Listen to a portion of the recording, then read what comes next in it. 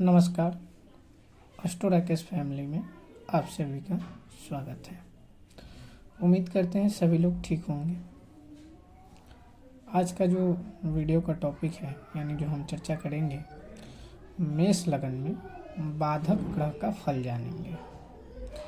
जैसे मेष लगन में बाधक ग्रह आपके लिए अच्छा फल देंगे या बुरा फल देंगे, क्या वो आपके लिए ज़्यादा कष्टकारी रहेंगे या सुखद रहेंगे, क्या उस दशा में आप अपने जीवन में कुछ कार्य में बहुत ज़्यादा परेशान हो सकते हैं या उस कार्य से आप बहुत जल्द सफल हो सकते हैं। क्योंकि बाधक के कारण से भी आपके जीवन में कष्ट का समय शुरू रहता है उस दशा में, अगर बाधक का दशा चल रहा है तो हम यहाँ नोट के लिए कुछ ज़रूरी है उसे पहले लिख दे रहे हैं और यहाँ हम लग्न बना दे रहे हैं। 1 2 3 4 5 6 7 8 9 10 11 और 12। बाधक ग्रह के लिए हमें कौन कौन से लग्न को ध्यान में रखना है, उसी हिसाब से बाधक हाउस जाने जाते हैं। पहले भी मैंने वीडियो बनाया हुआ है, आप जाकर उसमें देख लेंगे। वैसे भी यहाँ मैं सूत्र जो लिख रहा हूँ उसे ध्यान में रखिएगा। चर लगन, चर लगन में जो है 1 4 7 और 10 ये चर लगन होते हैं। स्थिर लगन,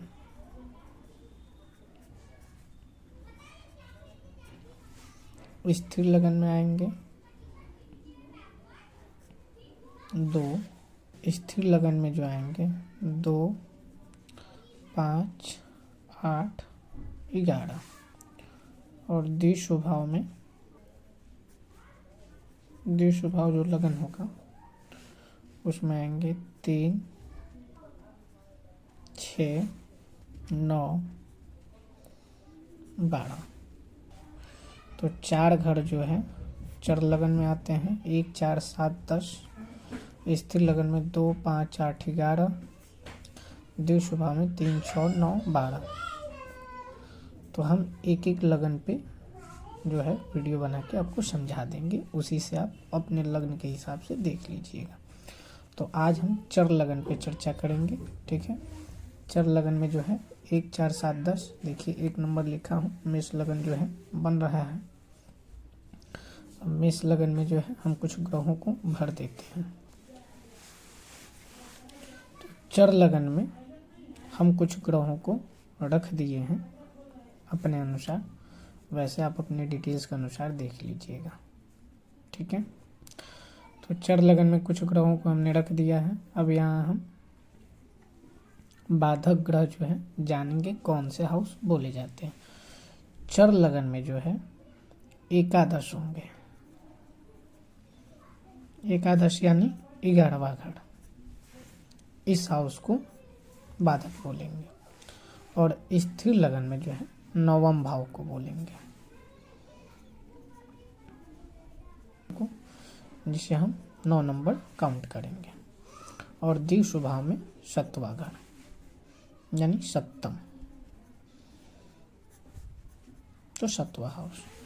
ध्यान में रखिएगा कि चर लगन जो होगा तो आपका एकादश जो है हाउस यानी 11वां घर के जो है इसमें जो ग्रह बैठे रहेंगे, ठीक है, या घर के जो स्वामी बने रहेंगे यानी जो अंक लिखा होगा उस अंक के जो स्वामी होंगे वो कहाँ जाके बैठे हैं ये देखना ज़रूरी है।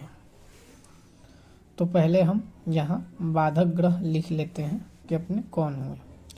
मेष लगन में बाधक ग्रह शनिदेव बन रहे हैं।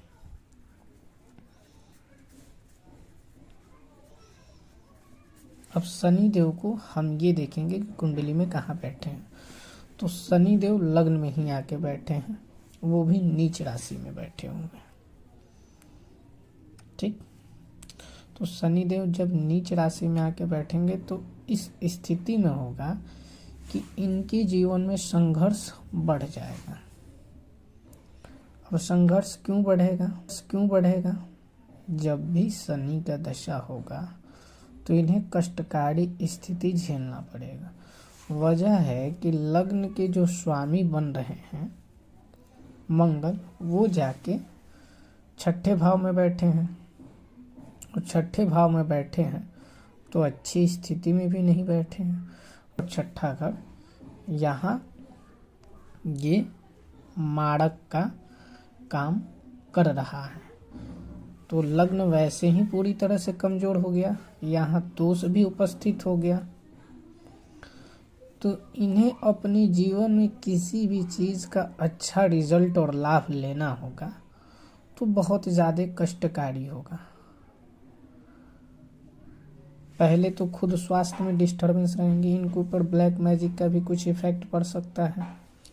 जिस भी जातक का लग्न कमजोर होता है उन्हें नज़र दोष और ब्लैक मैजिक का इफेक्ट हो जाएगा। दूसरा कि इनकी तीसरी दृष्टि जो है निर्णय भाव पे पड़ रहा है, ठीक है, और मारक जो है ग्रह हो रहे हैं, तो यहाँ मार्केस के साथ भी बाधक ग्रह की स्थिति जुड़ रहा है, तो ये उल्टा सीधा निर्णय और विचार भी लेंगे, इनके मन में चलेगा। तीसरी दृष्टि, अब हम इनकी सातवां दृष्टि देखेंगे। सातवां दृष्टि जो है पार्टनर हाउस सप्तम भाव पे पड़ रहा है, तो तुला राशि में मित्रता की स्थिति ठीक ठाक रहता है, लेकिन यहाँ जो है पर्सनल लाइफ बहुत ज़्यादा अच्छा नहीं रहेगा। वजह है कि यहाँ अंगारक दोष भी बन रहा है, तो ध्यान से सुनिए। तीसरा, निर्णय क्षमता हमेशा अप्स एंड डाउन्स का रहेगा। सप्तम दृष्टि में वैवाहिक जीवन में बहुत हैप्पीनेस फील नहीं रहेगा, शादी टूट भी सकता है, तलाक भी हो सकता है, ठीक। अब सातवीं दृष्टि हो गया, अब 10वीं दृष्टि, 8, 9 और 10, और यहाँ 10वीं दृष्टि स्वयं के राशि में मकर राशि में पड़ रहे हैं, गुरु के साथ युक्ति है। गुरु जो है इनके भाग्य भाव के स्वामी हैं, प्लस में खर्च भाव के भी स्वामी हैं, तो यहाँ जो है एक संबंध दृष्टि के हिसाब से कुछ योग बन जाएगा। अब इस योग का सही लाभ नहीं मिलने का वजह होगा कि गुरु जो है नीच राशि में बैठे हों, और काल पुरुष के माध्यम से सिचुएशन थोड़ा ठीक रहता है, बाकी कुछ नहीं है, तो उसे अभी आप ध्यान में रखिए। अभी नॉर्मल तरीके से समझिए कि यहाँ जो दृष्टि बनेगा तो इन्हें अपने लाइफ में बहुत ज़्यादा टफ सिचुएशन से गुजरना पड़ेगा। जब भी किसी भी दशा के साथ शनि का अगर महादशा होगा तो और ज़्यादा तकलीफ होगा, या किसी भी दशा में मान के चलिए कि मंगल का दशा हो और उसमें महादशा मंगल का चल रहा है, अंतरदशा शनि का हो, तो इस स्थिति में भी उन्हें थोड़ा थोड़ा इफेक्ट मिलते रहेगा। तो उल्टे सीधे विचार रहेंगे, निर्णय जो है गलत होगा, भाई बहन के बीच में संबंध अच्छा नहीं रहेगा, अपने पार्टनर के साथ जो है बॉन्डिंग बहुत बनाने में कष्टकारी स्थिति रहेगा, प्लस में इनके कर्म भाव यानी बहुत ज़्यादा मेहनत करने के बाद भी रिस्पॉन्स जो है एवरेज में मिलेगा। अब इनका लग्न जो है यही मजबूत होता तो थोड़ा सा अच्छा रिस्पॉन्स हो जाता।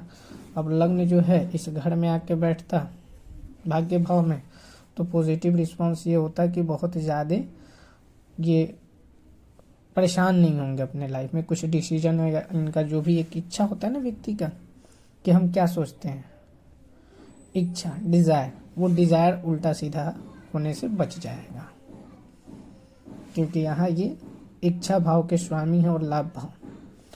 तो हमारे मन में जब भी इस बाधक स्थिति वीक रहेगा, गलत जगह बैठेंगे, तो मन में गलत सलत ख्याल आएगा। अब यही शनि अगर यहाँ आके बैठ जाते, यहाँ भी नहीं रहते, यहाँ आके बैठते, तो इनका कैरियर ठीक ठाक होता, बहुत संघर्ष करने के बाद कैरियर में सफल होते, लेकिन वो कैरियर स्टेबल नहीं होता, प्राइवेट सेक्टर में ही ज़्यादातर काम करते हैं। गवर्नमेंट का कुछ योग भाव बन सकता है, लेकिन बहुत जल्द ये आके जल्दबाजी की वजह से ये गवर्नमेंट जॉब में ना जाके प्राइवेट सेक्टर में ही काम करते हैं। तो इस तरीके से बाधक ग्रह का फल जो है जब भी दशा होगा उसमें मिलेगा। अब बाधक ग्रह कब कब सही स्थिति में रहेंगे ये ध्यान में रखना है। स्वयं के राशि में रहें, अब मान के चलिए स्वयं के राशि में है तो कोई दिक्कत नहीं है, अच्छा रिस्पॉन्स होगा। ठीक है, दृष्टि पड़ रहा है, फिर भी बहुत ज़्यादा दिक्कत नहीं होगा, ठीक है, क्योंकि कुछ दृष्टि जो है शुभ में भी जा रहा है।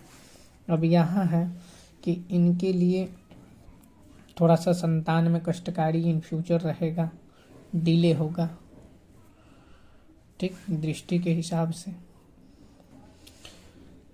यहाँ कुछ आदतें इनकी गलत हो सकता है, इस दृष्टि से देख लीजिएगा। तो बाधक ग्रह ध्यान में रहे कि मारक ग्रह के साथ ना हो युक्ति में, दूसरा नीच में ना हो, तीसरा अस्त ना हो, चौथा शत्रु के साथ ना बैठे हो, या बाधक ग्रह पे ज़्यादा शत्रु ग्रह की दृष्टि ना हो। अब यहाँ इन्हें दिक्कत तो होगा क्योंकि सूर्य देव की दृष्टि जो है आमने सामने पड़ रहा है, तो यहाँ कष्टकारी थोड़ा बहुत रहेगा, लेकिन यहाँ जो बैठेंगे तो यहाँ अत्यधिक होगा और यहाँ कम होगा, यही अंतर होगा।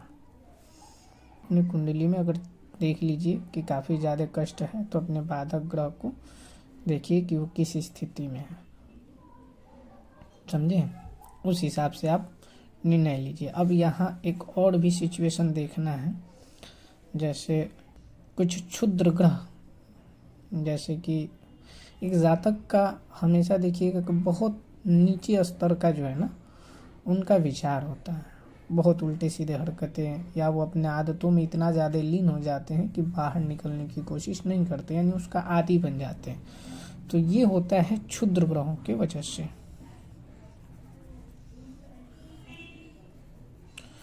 क्षुद्र ग्रह आप कैसे देखेंगे, D3 में जाएंगे, ठीक है, D3 में 8वें घर का,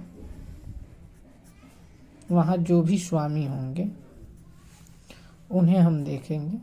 8वें घर में जो अंक लिखा होगा, जो स्वामी होंगे वो देखेंगे कि लग्न में, यानी जो लग्न है पहला, अब D1 ही इसे मान लीजिए, तो लग्न में आके देखिएगा कि D3 के 8वें घर के स्वामी किस स्थिति में बैठे हैं।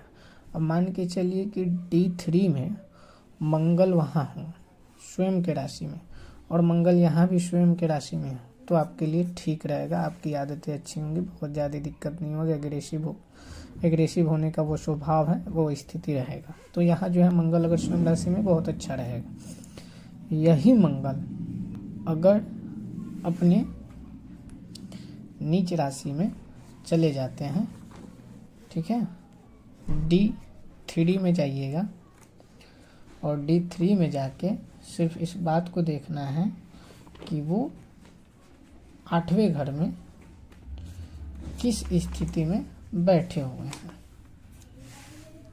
ठीक है। D3 में 8वां घर, और 8वें घर में जो अंक लिखा होगा उनके स्वामी आपके लग्न में, ठीक है, किस स्थिति में बैठे हैं ये देखिएगा। मान के चलिए कि वहाँ स्वयं राशि में बैठे और यहाँ भी स्वयं राशि में बैठे हैं तो कोई दिक्कत नहीं होगा, बहुत अच्छा रहेगा, रिस्पॉन्स भी होगा, लाइफ ठीक चलेगा, स्मूथली होगा, धन भाव सुख, यानी जो आप काम कीजिएगा उसमें सफलता बहुत जल्द मिलने की स्थिति बन जाएगा। लेकिन यही मंगल वहाँ भी नीच में हो, एग्जाम्पल, ठीक है, और इस लग्न में भी नीच को, अब मान के चलिए कि ये D3 में चौथे घर में और यहाँ भी चौथे घर में हो, तो व्यक्ति के जीवन में सुख की कमी बहुत ज़्यादा हो जाएगा, और यहाँ स्थिति ये हो जाएगा कि उनके जीवन में जो भी बैंक बैलेंस सुख वाली चीज़ें होंगी उस दशा में जो है ना धीरे धीरे उनके हाथ से चला जाएगा। ऐसा सिचुएशन बनता है। आप देखते हैं ना कि अपने लाइफ में बहुत पीक पे हैं और अचानक सब कुछ आपके जीवन से जा रहा है, कर्ज बढ़ गए, घर बिक गया, व्यापार जो है बंद हो गया। तो इस तरीके का अगर कोई सर्कल बन रहा है तो ये ज़रूर चेक करें, क्योंकि इस स्थिति में क्षुद्रता भाव का क्या होगा कि आप अपने अहम में आके कुछ ना कुछ जो है गलत निर्णय ज़रूर, एक आदत होगा। अब वो आदत ज़रूरी नहीं होता है कि हम नशे से संबंधित होता है, कुछ आदतें होते हैं ना कि अपने मानसिक स्थिति में अपने ज्ञान का ही अहंकार हो जाए, ये भी होता है कि ज्ञान के अहंकार के साथ साथ धन का अहंकार हो जाए, या हम किसी जातक को हमेशा नीच स्थिति में समझने की कोशिश करते हैं। अब कुछ गलत आदतें होंगी, उस आदतों के वजह से उसका परिणाम मिल जाएगा। तो ये सिचुएशन अगर हो रहा है, अचानक आपके जीवन में कष्ट ज़्यादा बढ़ गया है, तो इस तरीके से आप पता कर सकते हैं। और वही बाधक ग्रह सेम राशि में हो, पाप ग्रह की स्थिति में ज़्यादा नहीं पड़ रहे हैं, दृष्टि में नहीं पड़ रहे हैं, मार्केस में नहीं पड़ रहे हैं, तो ये सारी चीज़ें जो है गुडनेस रहेगा, कोई दिक्कत नहीं होगा, लाइफ अच्छा चलेगा। तो कभी भी बाधक ग्रह का फल जब दशा होगा तो कैसा मिलेगा ये समझ जाइएगा। नीच में होंगे, मार्केश होंगे, अस्त होंगे, शत्रु होंगे तो कष्टकारी होगा। बाधक का रूप 100% काम करेगा। यही सभी स्थिति में बेहतर रहेंगे, स्वयं के राशि में रहेंगे, पाप ग्रह की दृष्टि में नहीं रहेंगे, मार्केश के संबंध में नहीं रहेंगे, तो अच्छा रिजल्ट होगा। और क्षुद्र ग्रह आपके जीवन में लगे हुए हैं, आप परेशान। अब मान के चलिए कि अब वहाँ D3 में, ठीक है, चंद्रमा बैठे हों, और चंद्रमा एग्जाम्पल मान के चलिए कि आपके लग्न में जो है, एग्जाम्पल इस अंग को मत गिनिएगा, यहाँ 7th हाउस में नीच स्थिति में बैठे हों, तो आप हमेशा अपने पार्टनर के लिए, चाहे वो आपके साथ कितना भी बुरा बर्ताव करें, हमेशा आप उनके लिए सोचेंगे, हमेशा उनके साथ जुड़े रहेंगे, हमेशा आप उनको खोजेंगे, उनके मतलब उनकी किसी भी स्थिति को आपको बुरा लगेगा नहीं, आप उनके बगैर हमेशा अपने आप को तकलीफ देंगे। अगर ऐसा आपके जीवन में हो रहा है इस तरीके से, तो आप अपना लग्न मिलाइए और इसे चेक कीजिए। D3 को चेक करिए कि 8th हाउस के स्वामी क्षुद्र स्थिति में आके किस घर में बैठे हैं। जिस घर में बैठते हैं उस घर की स्थिति को डिस्टर्ब करते हैं, वहाँ से उस सुख का फल आपके लाइफ से ख़त्म हो जाएगा, बहुत कष्ट के बाद मिलने की स्थिति रहेगा। तो उम्मीद करते हैं कि आप इसे अच्छे से समझे हों। फिर हम कल वीडियो बनाएंगे स्थिर लगन पे। नमस्कार, फिर मिलते हैं अगली वीडियो में।